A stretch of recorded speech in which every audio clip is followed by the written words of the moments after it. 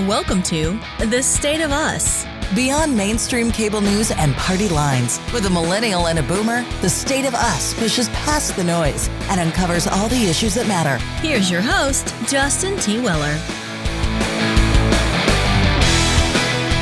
Where'd you go to high school? What about college? That post you liked on Facebook? Well, guess what? Those are all clues, the company you work at, as to what hackers can learn from your social media accounts. We're going to talk about the information that you've likely put out there on social media, how hackers can use that, and what it puts you at risk for. And we're also going to look at what keeps people from using password managers. Interesting one, because I told Lance before the show, I'm somebody that I think is pretty tech savvy, and I don't use one. Why don't I? Why don't you? We all know that we should, right? Well, maybe. We've got plenty to talk about today in regards to digital safety, but conversations on technology and the finer workings of hackers and internet safety would not be complete without TrueChat senior historian and an educator of more than 30 years. Here is your friendly redneck liberal, Lance Jackson. Well, you guys know I'm all about technology, so why should you care though? Well, if you're like me, even tech savvy me, you probably have a home computer, personal computer that you use. You probably have one where you work or access to one where you work. And then you also have a phone, which has internet connection. So you have multiple devices, which then every time you use one of those, that just makes you more liable for something bad to happen to you. So what should you do? Well, word of the day is hedge. We got a simple one, and that it's only one syllable, H-E-D-G-E. It's a noun and a verb. For today's lesson, we're going to use the verb definition to protect oneself against loss on a bet or investment by make balancing or compensating transactions. We're going to use it by saying, how can you hedge your bets when you're trying to be safe from hackers? What are the ways that you can protect your personal information? Or are you one of those people that, you don't want to protect your personal information? You post everything. Well, what risk are you running by doing that? So, Lance, I've been told that even you have social media, right? Even I fight forest fires, right? Yes, even you. Okay, that's sorry, bad pun with what's going on out west and in Canada these days. I apologize to all you folks out there. But it's almost ubiquitous now, right? That pretty much everybody, even those people that don't want to have much of a digital presence, have some manner of digital presence.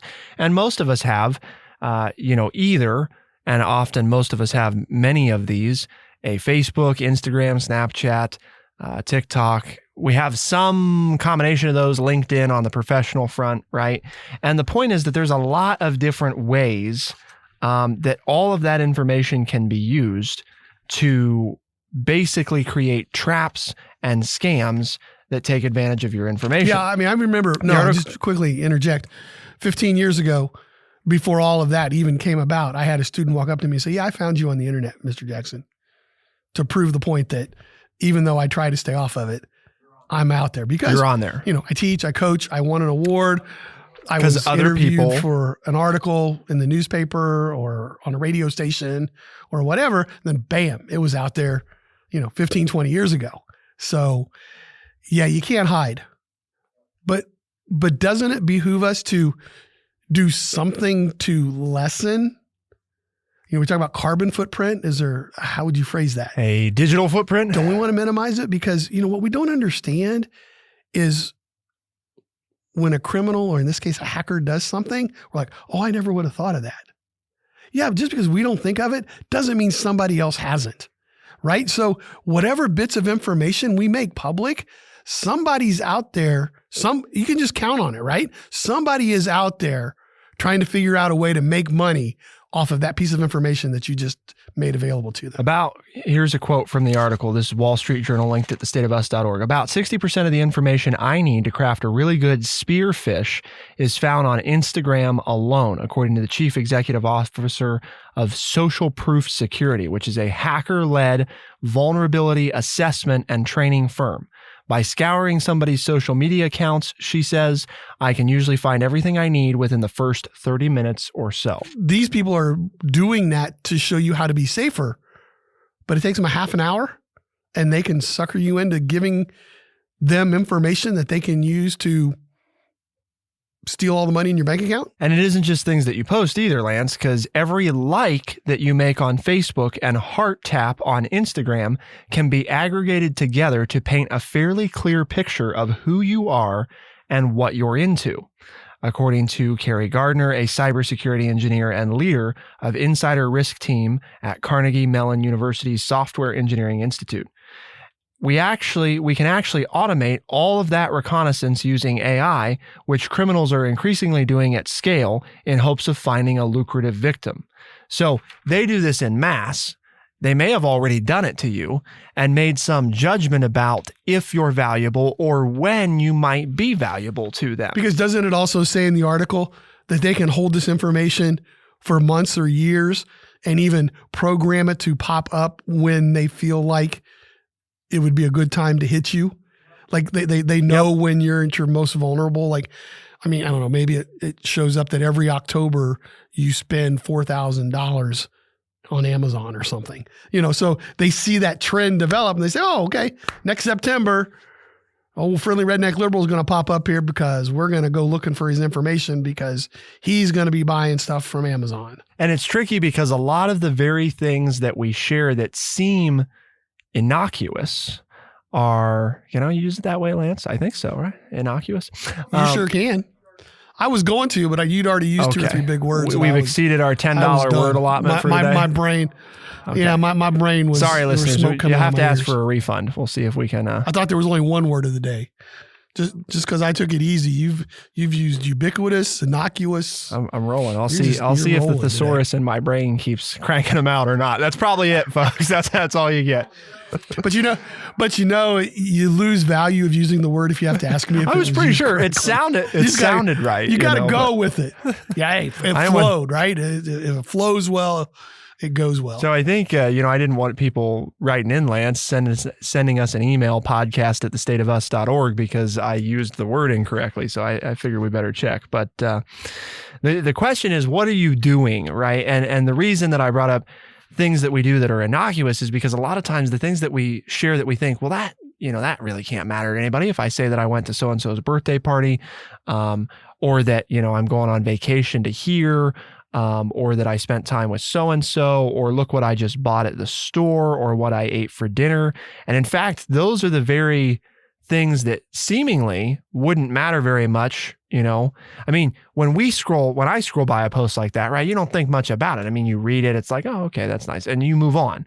But in terms of, if you think about building a personality profile of somebody, right? Well, it's all about collecting data, right? Things. Right. These are things that you took time to express about yourself, or things that you're interested in, or things that you think, which is the very data that they need to make judgments about what type of person are you, what do you buy, how do you like to spend your money, where do you like to go. But it's just like we used to do, those of us that were intuitive. If I would talk to Justin and, he kept telling me, I went to Columbus, and when I was in Columbus, I got canes. Then it came time for Justin's birthday. So I made a trip to this place called Cane's because he had told me for the last 5 trips to Columbus, he ate at some place called Cane's. So, but now we have computers that can do it just like that with millions of people. And now all of a sudden, then people can find ways to use it to their advantage to harm you. Right. Because it's not just, you might be thinking Sorry, about, I just told everybody your favorite place to eat out there, Sides. Yeah, I know. Well, you and I are really screwed because we've got thousands and thousands of hours of content on the internet about our interests and likes, and there's no hope for us, folks. But we're trying to save you. So, but really, the thing that's I think important is we're going to talk about what you can do to mitigate some of this, because there are ways to still be online and not give as much away. And it's not just, and that's what I was saying, is it's not just this idea that, well, I'm going to get these ads on this stuff that I don't want. Because we've all experienced that, right? You've said something or talked about something, and then you log in and you search, and all of a sudden there's these ads showing up about the very thing that you were just talking about or thinking about or looking at, right? They've gotten really good at doing that. We're talking about when people use this stuff maliciously, and it's not just to sell you something, it's to get you to click on something that you don't even know has started to cause damage, across your company, across your home, across your contacts. I can't tell you, I've gotten at least 3 or 4 things from Facebook friends now, from people like, one of them's somebody that Lance knows well, who's a retired former coach.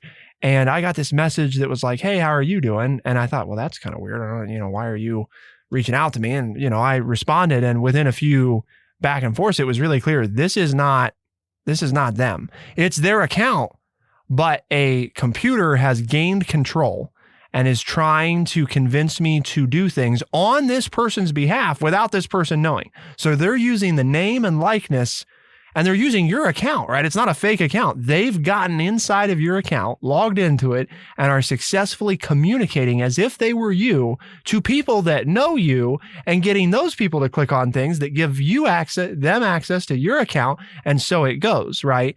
And it's not just, oh, well, they got access to my account. It's now they're using your name and your likeness to trick other people and dupe other people. And you're associated with being the buffoon that let it happen, Not the least of which is that they can get a hold of your banking information, your credit card, right? Literally use your identity to buy homes and all kinds of stuff without you ever knowing, until after it's taken place and you're getting these calls about all these bills that you owe that you never spent any money on.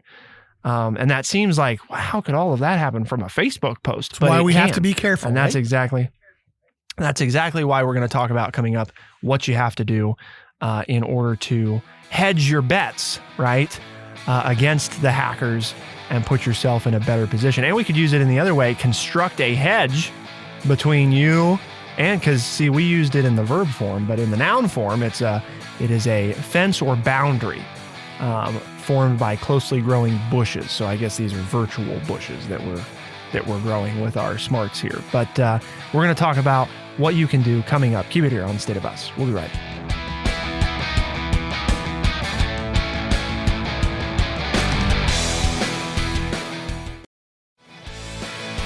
We are the State of Us. Here's your host, Justin T. Weller.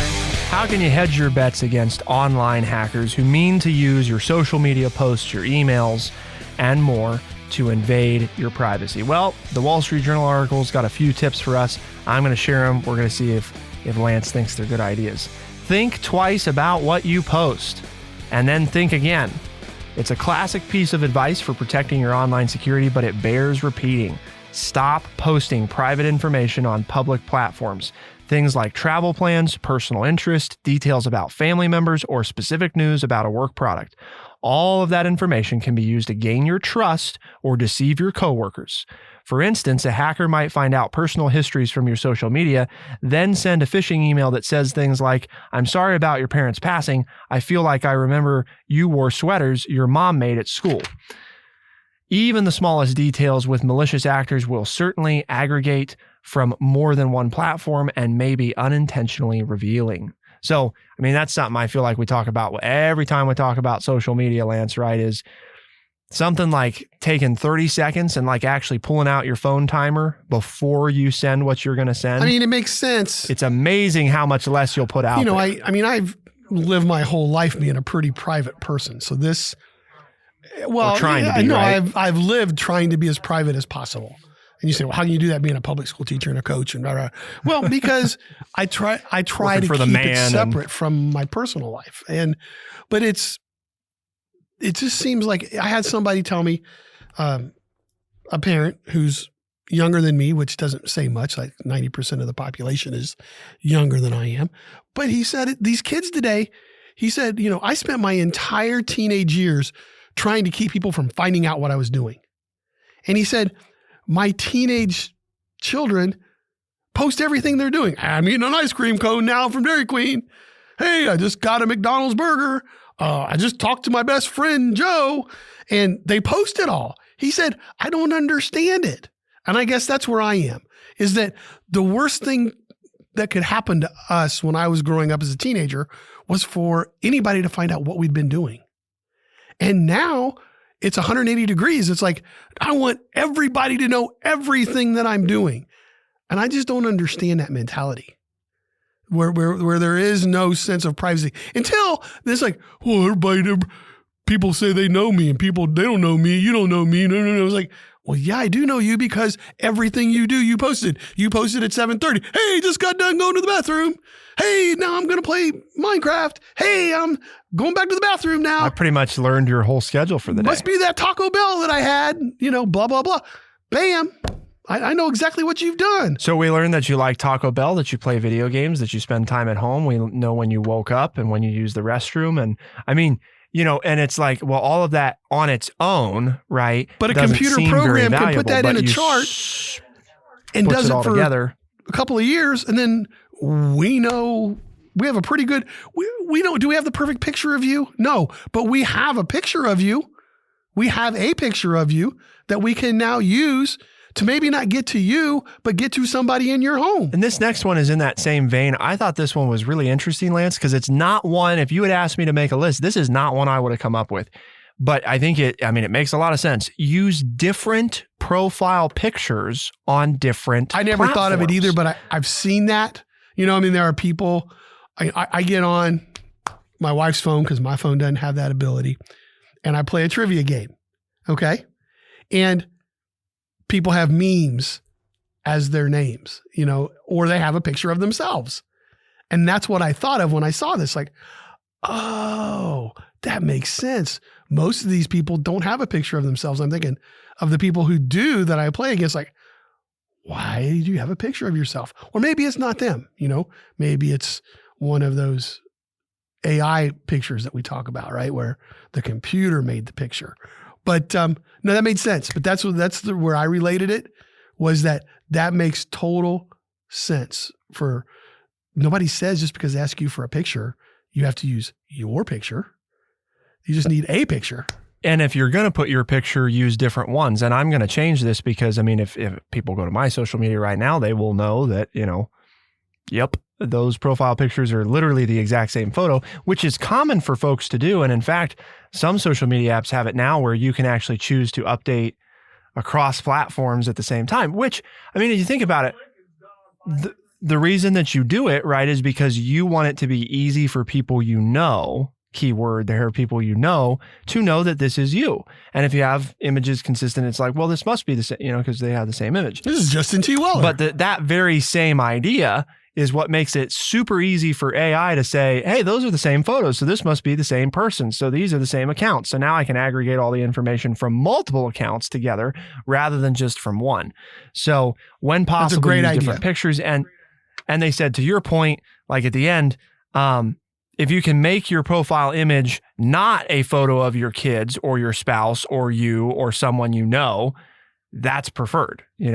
Make it of something else, because that makes it extra difficult for AIs to pick up on things. And even people, real hackers too. It's the same thing. If we got two social media accounts and the photos are almost identical, that makes it pretty easy to assume that it's the same person. This is another interesting one. Keep your cool on dating sites. We all know that the rise of these sites is prevalent. You will be hard pressed to find probably a millennial that has not at least attempted to use one at one point or another. Maybe not actively, but experimented with them. And one of the things they point out here is that sometimes now these sites have gone to great lengths to try to eliminate fake accounts because, think about what the purpose of these sites is, right? And the way that a lot of people use them. On the rather tame side of things, you're still sharing personal information about your interest and likes. And on the less appropriate side of things, you're probably sharing photos or images or videos. And if somebody who wasn't a real person or who meant you harm got a hold of those images what would you do? Or maybe the better question is, what would you not do to stop the release of those pieces of information? And I think this is a big one because, like I said, a lot of people use this and a lot of people share stuff that if somebody got a hold of, I mean, you might say, well, I would never do X, Y, or Z.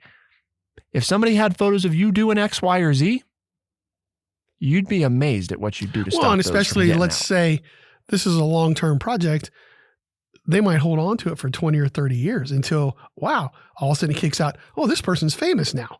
And they're making money, and now I can running extort this company, them for, or they've done whatever. Sure. Or they're in a messy divorce proceeding, and we're going to show photos from when they were 25. And what's really difficult is that you're exactly right. This is the way young people, millennials, meet these days. They're not going to church per se. They're not, meeting up at work or whatever. So this is, again, just a really simple way that we tried to use technology to make it easier for busy people to meet and to cut through all the dating process that people who want to do harm can use to do harm. And that's sad, but obviously, yes, I agree. You need to be very, very careful. A couple of other ones: sanitize your online CV. Make your stuff on LinkedIn, for example. This is the common place where people put their professional profile. Make it more bland. In other words, don't necessarily mention by name the company you worked at or the exact position that you held. Don't mention your alma mater by name. Just say major university or state school or whatever. Anytime you can be less specific from a hacker standpoint, the better. I understand the counter to that is that that's really difficult, because part of that is sometimes you feel good about those things and you feel like those things are helpful to you. And if you can't mention those things, it's difficult. Well, but it even mentioned, and just quickly, but it mentioned that people will use this to then offer you a job, and their whole intent is just to get your personal information. So I'm going to get the job I wanted. And the job told you how to be careful that the job doesn't even exist, that this person is. Because fill out this application, give us your social security number and your date of birth. And then you never hear from them again because they got what they needed. And you never get that dream job you thought. I mean, it's like, whoa, it's blew my mind. It's like, you have to be so careful. The other one is vet people before accepting requests. Not everyone who reaches out with a friend request or invite on social media is who they claim to be. And this is an easy one because a lot of people are automatic accepts, right? It doesn't really matter who it is. Oh, well, I got 8 mutual friends, so I must know them, right? And they must be real, because that's the other assumption, is that everybody that reaches out is real. And that's part of this. One of these firms that we talked about were doing a stress test, a security test for a tech company's chief technology officer. So this is a chief technology officer of a tech company who is having basically a test done on how secure is he. And with a little homework, the person doing the test figured out where the executive went to high school. Then they got onto classmates.com and found 1 or 2 other peers who did not yet have a Facebook account. He posed as one of those high school peers, created a fake account, and sent the person a friend request, which he then accepted, and then had access to every breadcrumb available on the CTO's Facebook profile, even though it was a private profile, because now I'm your friend, right? And all of that could help him gain enough intel and trust to launch a well-crafted spear phishing attack, which was successful. There you go. So, now obviously this was a stress test, so nothing actually terrible happened. But the point was, somebody that worked for the good guys could get this done. And this was a chief technology officer at a technology company who accepted the friend request. And then based on having access, he had done the right thing, right? Facebook profile is private only to people who are my friends. But then you let them through the firewall because you thought they were your friend and you didn't dig very far into whether or not this was actually who you thought it was. And it wasn't. And so then they learned all this stuff that they didn't know about you, and they used that to send you a very cleverly worded email that looks like it's from them. And hey, I just added you on Facebook, all of which, well, they must know, right? Because how could they know this if they're not the person who I think they are? And then here's this link. I think you'd be really interested in this. Boom, click on it. and it's all over. Game over. We won. Shows you how dangerous and devious things are out there in the World Wide Web. So lots of things to keep in mind. That's pretty much the whole list. The other one was stop sharing your work email, especially depending on the company that you work at. This can be bad because obviously it tells people where you work because they can look up the work email. But also you have the opportunity, if you click on something in your personal email, you're going to be affected and maybe your friends and family. But if you work for a big company, you could potentially be infecting, a whole bunch of people that you don't know and their friends and their families because, you let them in, you open the system. Door. So the security system that you have to get through to get into your office has just been breached without ever coming into the building. Never came in. And your tech people had all the protocols in place, right? External sender, warning, watch out, and that's like the whole thing on Facebook. It's not that when your account's private that people can like hack Facebook and get through it, which we know can happen, but it's not very common that it happens. The bigger threat is that you let somebody through the firewall because you thought they were somebody they weren't. And let's talk about passwords, Lance, right? Because this is another way you could accidentally let somebody through your firewall, right? What's your password? 1234 or password, right? Well, and most of us is we don't do that anymore. We know that we got to use safer passwords. But you let them through the firewall on social media and they learned all your interests. So now if you used the name of your children or your favorite pet or where you went on vacation, well, they know all that, right? So there's only so many combinations of that stuff. And that's how most people, and that's what the data tells us, that's how most people create their passwords, is using things that are familiar to them and easy to remember, which, lo and behold, is the same criteria that we use of what we put out on social media. So why are we not using password managers? Let's find out. Keep it here on The State of Us. We'll be right back.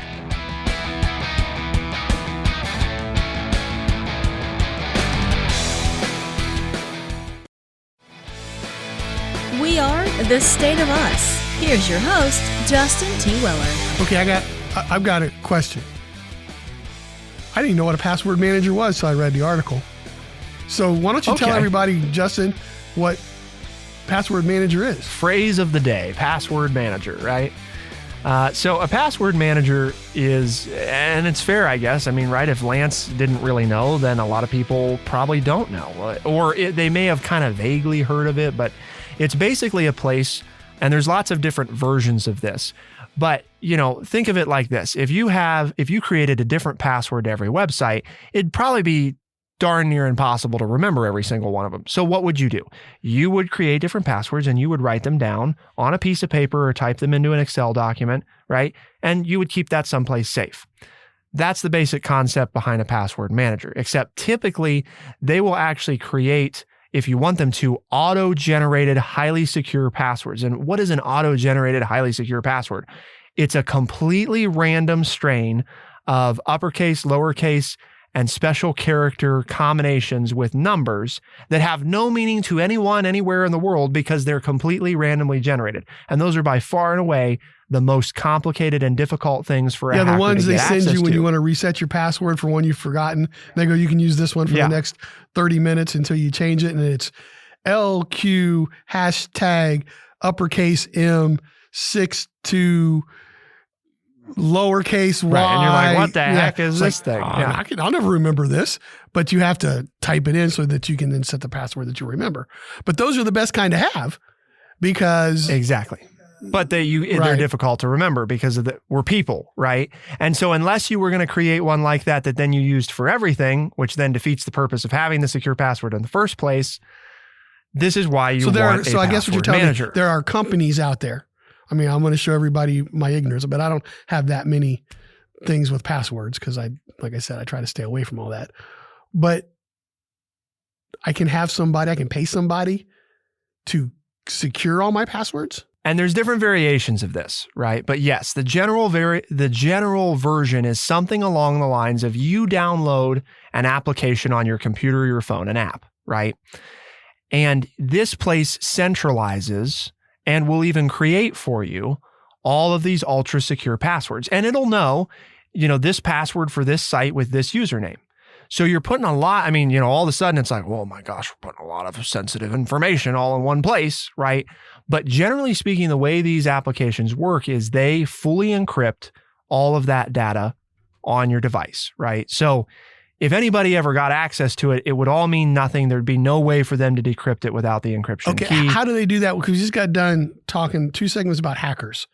And that when I read the article, that was my big thing. It's like, okay, I after I read the article, I understood what they were.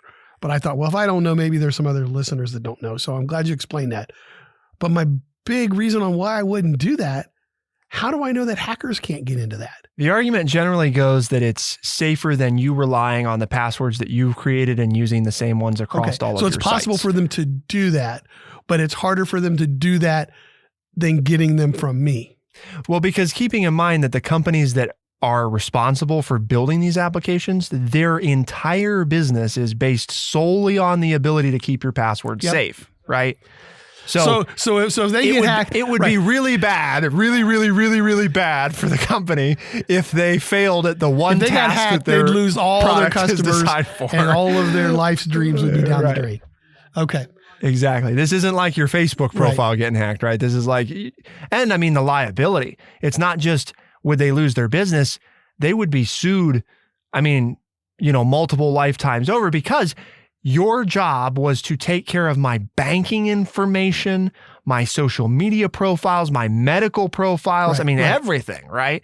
So, and you let somebody get access to that, that makes you liable for everything they did with it, right? And generally speaking, there are no widespread examples of password managers being compromised.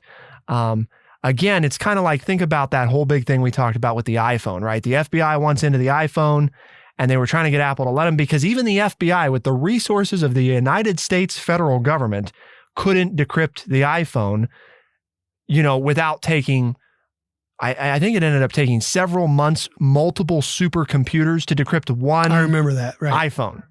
So a hacker would have to be really, really, really convinced that Lance was a major money, because the resources required to break down that wall, while technically given enough time, anybody could do it, but sometimes we're talking about literally millions of years to run all the possibilities, so technically given enough time, you could break theoretically any encryption. Okay, so you know all about these things, right?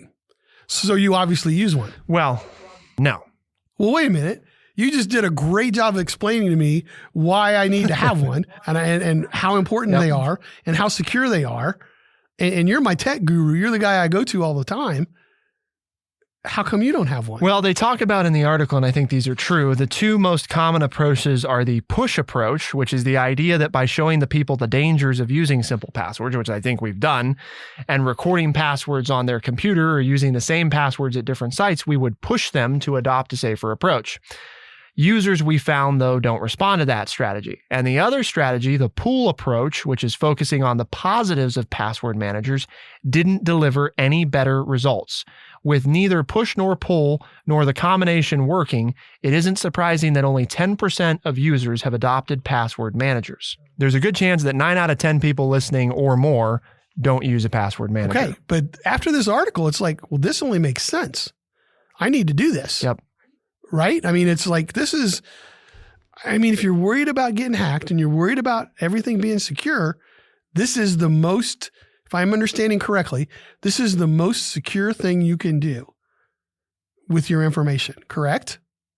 At the time. I mean, yes. Right now, as of today, this is the best thing you could do to secure your all of your online accounts. This is the best option.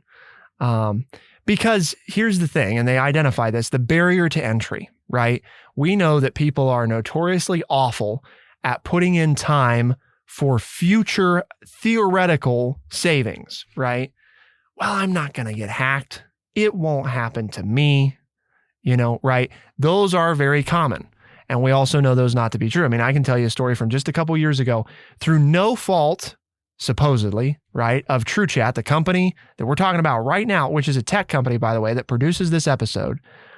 Our credit card was compromised. We still don't know to this day how it happened. Our credit card information was compromised, and malicious actors used it to purchase over $6,000 in Gerber chicken. Okay? So it can happen. Now, thankfully, because of the bank that we work with, there's, zero fraud liability.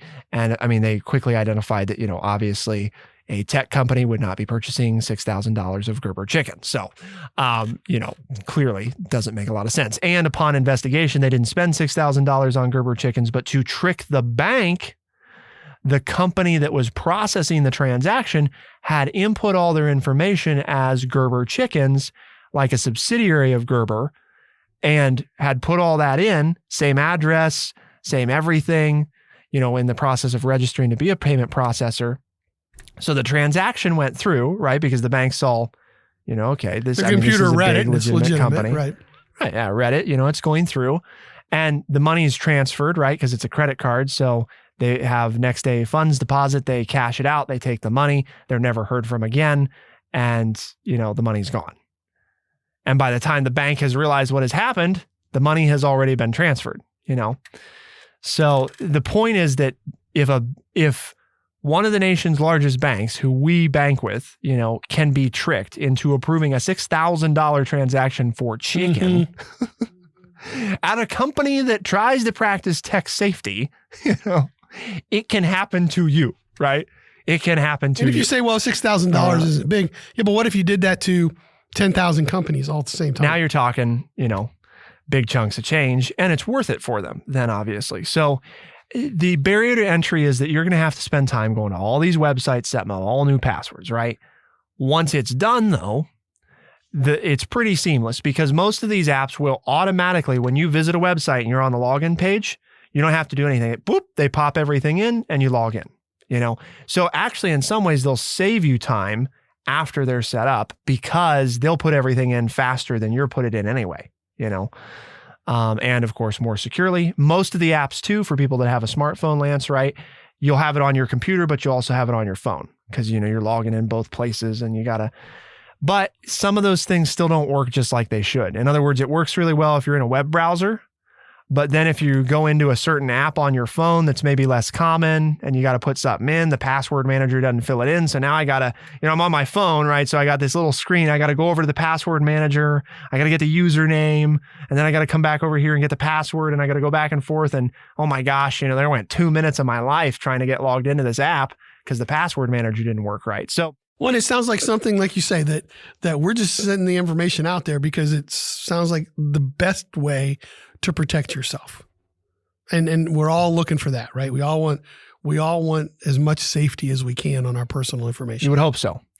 But that's why we're having these conversations today, right, Lance? Raise awareness, have a respectful dialogue, let people share their thoughts, because they can send us an email by emailing podcast@thestateofus.org, and we'd like to hear from folks, because that's part of the mission, right? As you said, True Chat's mission is to educate people by providing honest, open, and respectful conversations. And if you've learned something from this and you share it with some friends and family, and they say, well, that sounds like a pretty good show, where can I listen? Tell them they can find us on Spotify, Stitcher, Overcast, Apple products, and, not products, it is podcast. They can find us on Spotify, Overcast, Stitcher, Apple Podcast, and everywhere fine podcasts are found. New episodes of The State of Us are available Tuesdays and Thursday mornings. And you can find us, as Lance mentioned, everywhere podcasts are found. We're also a syndicated radio program, though, heard on the weekends in select talk radio markets around the country. So be sure to check your local talk station and see if they carry our program. For The State of Us on True Chat in Urbana, Ohio, I'm Justin T. Weller. I'm Lance Jackson. Special thanks to our producer, Bradley Butch, and thank you all, our audience, for tuning in. We'll see you next time. Be the change.